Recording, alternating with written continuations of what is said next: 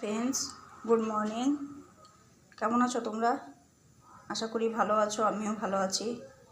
দেখো, তোমরা ফুলকপি আলু মাছের ঝোল তো সবাই খেয়েছো, কিন্তু আমি যেভাবে বানাবো একবার এভাবে তোমরা বানিয়ে দেখো, খেতে খুব সুন্দর লাগবে। নতুন নতুন তরিকা। তো আমি এই জন্যে ফুলকপিটা একটু ভাপাতে দেবো। যদি ফুলকপিতে কোনো পোকা টোকা লেগে থাকে সেটা বেরিয়ে যাবে। তো এর সঙ্গে ফুলকপির সঙ্গে আমি দুটো আলু ভাপাতে দিয়ে দেবো, একসঙ্গে আমার তাড়াতাড়ি হয়ে যাবে। এর সঙ্গে আমি একটু লবণ দেবো, লবণ দিয়ে ঢাকা দিয়ে দেবো। এবার দেখো, আমার আলু ফুলকপি হালকা সেদ্ধ হয়ে গেছে। এবার আমি এতে দেবো কিছু খাড়া মশলা, এলাচ, লবঙ্গ, দারচিনি, শুকনো লঙ্কা,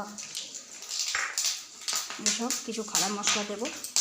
আর সঙ্গে দেখো পেঁয়াজ, রসুন, আদা, তারপর টমেটো হালকা ফ্রাই করে নেব।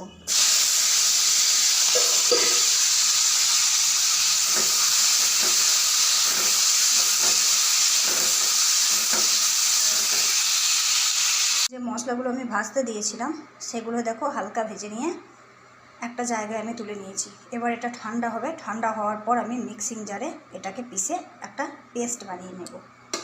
তো এখন আমি চলে এলাম কড়াইয়ের কাছে, কড়াইয়ে হালকা তেল দিলাম। এবার আমি যে আলুগুলো আর ফুলকপিগুলো যেগুলো হালকা ভাপিয়ে রেখেছিলাম সেটা আমি একটু ফ্রাই করে নেব। এবার আমি ফুলকপি আর আলুগুলো হালকা ভেজে নিয়েছি। এবার কড়াইয়ে হালকা পরিমাণে তেল দিয়ে একটু জিরে দিলাম। আর এবার দিয়ে দেবো যে পেস্টটা আমি মশলার বানিয়ে রেখেছি সেই পেস্টটা।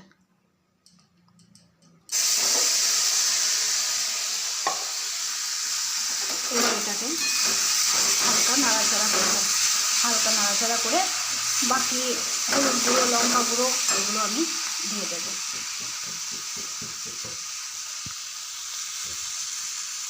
মশলাগুলো সব দিয়ে দিয়েছি, লবণ গুঁড়ো, হলুদ গুঁড়ো, লঙ্কা গুঁড়ো, ধনে গুঁড়ো, জিরে গুঁড়ো, হালকা একটু গরম মশলা সব দিয়ে এটাকে হালকা আমি নাড়াচাড়া করে নিলাম। এবার নাড়াচাড়া করে নিয়ে ফুলকপি আর আলু ভাজে রাখা ওটা দিয়ে দিলাম।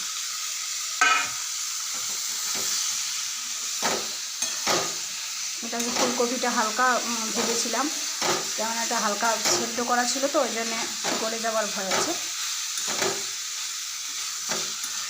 এবার আমি নেড়ে ছেড়ে দেখো, আমার ফুলকপি আলু মাছের ঝোলটা হয়ে গেছে। ধনেপাতা ছড়িয়ে আমি এটাকে